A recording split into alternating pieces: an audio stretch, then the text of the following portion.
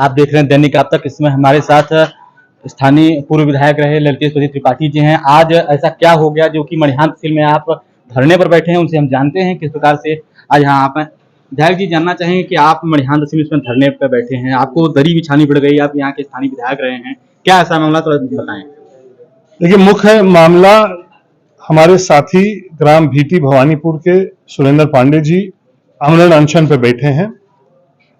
साथ में ग्राम प्रधान भीटी भवानीपुर के अजय प्रजापति जी भी हैं और इनके गांव में बीते दिन पशुपालन कार्यक्रम के तहत सुअर पालन का एक प्रोजेक्ट इनके गांव में शुरू हुआ है।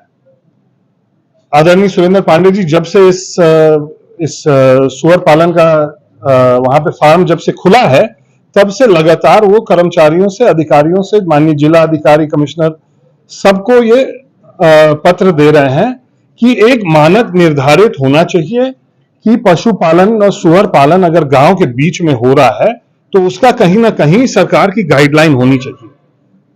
मैं आज इनके साथ इसलिए बैठा हूं कि अगर गाइडलाइन नहीं तैयार है, बड़े पैमाने पे ये कार्यक्रम जब चलने लगेगा उत्तर प्रदेश में और विशेष करके इस मड़िहान तहसील में, क्योंकि सबको मालूम है कि इधर 4-5 जिलों में सबसे सस्ती जमीन इसी मड़िहान में है। अगर यहाँ पे गांव-गांव 2-2, 3-3 ये सुअर फार्म अगर बनने लगेंगे, गांव के बीच में बनने लगेंगे, तो वो बीमारी का केंद्र बनेगा, पेयजल दूषित होगा।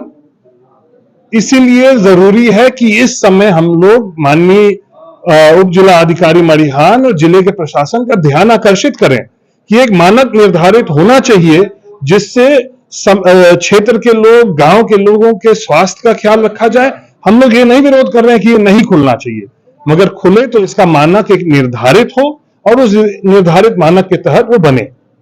ये आप अभी बता रहे थे कुछ स्थानीय समस्याएं भी जिसको लेकर आप धरने पर बैठे हैं। नहीं, हम बस एक इसी समस्या को लेकर आज धरने में बैठे हैं। जिले में 144 लागू है, इसीलिए 3 लोग बैठे हैं। सरकार हम लोग के ऊपर कोई उल्टा सीधा कानून और कोई उल्टा सीधा वो ना लगा ले। हम लोगों की मांग ये है कि 1 हफ्ते के अंदर, अब सुरेंद्र जी तो अनशन पे बैठे हैं, इनकी मांग जैसे पूरी करेगी सरकार वो तो सरकार के ऊपर है, मगर होली के तुरंत बाद एक मानक निर्धारित हो जाए ताकि यहाँ पे रोजगार का साधन भी उपलब्ध हो लोगों को और यहाँ पे रहने वाले लोगों की जान की सुरक्षा भी हो कि बीमारी ना फैले। ये जो जानवर मरते हैं इसका डिस्पोजल किस तरह से, उसका मानक निर्धारित होना चाहिए। जो यहाँ से दूषित पानी निकलेगा उसका ट्रीटमेंट कैसे होना चाहिए ये भी निर्धारित होना चाहिए और मुख्य रूप से ये बस्ती से कितना दूर बने उसका भी एक मानक निर्धारित होना चाहिए। नहीं तो कल की डेट में बीच गांव में खोलने लगेंगे लोग, मंदिर के बगल में खोलने लगेंगे लोग और फिर पूरी क्षेत्र उस समस्या को लेकर यहाँ पे इकट्ठा होगी। तो हम लोग चाहते हैं कि सरकार इस पे तत्काल कार्रवाई करे। धन्यवाद।